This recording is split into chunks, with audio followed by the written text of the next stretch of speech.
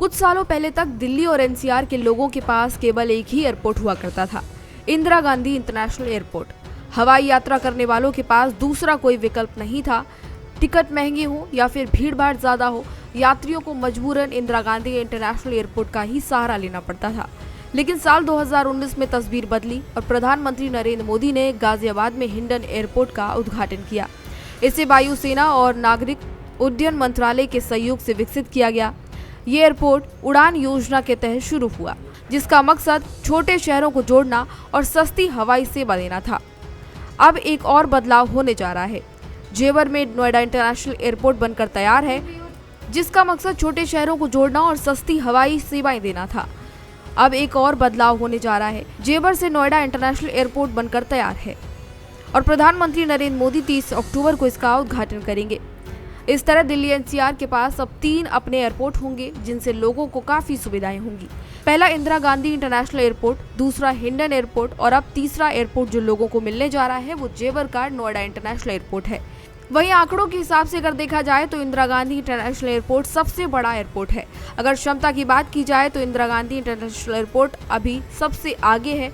यात्रियों की संख्या 2024 और 2025 में अगर देखें तो इंदिरा गांधी इंटरनेशनल एयरपोर्ट पर 7.9 करोड़ यात्री और इसके साथ ही हिंडन एयरपोर्ट पर 84,000, जबकि जेवर एयरपोर्ट की शुरुआती क्षमता 1.2 करोड़ और भविष्य में 7 करोड़ होगी। दैनिक क्षमता की अगर बात की जाए तो आईजीआई पर 2 लाख यात्री दैनिक क्षमता के हिसाब से जा सकते हैं। हिंडन एयरपोर्ट पर 600 और जेवर एयरपोर्ट पर शुरुआती चरण में करीब 3,300 यात्री सफर कर सकते हैं।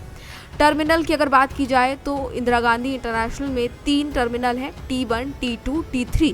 हिंडन एयरपोर्ट में 1 और जेवर में फिलहाल 1 मुख्य टर्मिनल होगा। रनवे की अगर बात की जाए तो इंदिरा गांधी इंटरनेशनल एयरपोर्ट पर 4 रनवे हैं।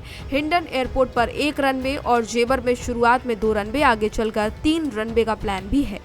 वहीं इंदिरा गांधी इंटरनेशनल एयरपोर्ट की अगर बात की जाए तो यहाँ पर हर साल लगभग 5 लाख विमान उड़ते हैं।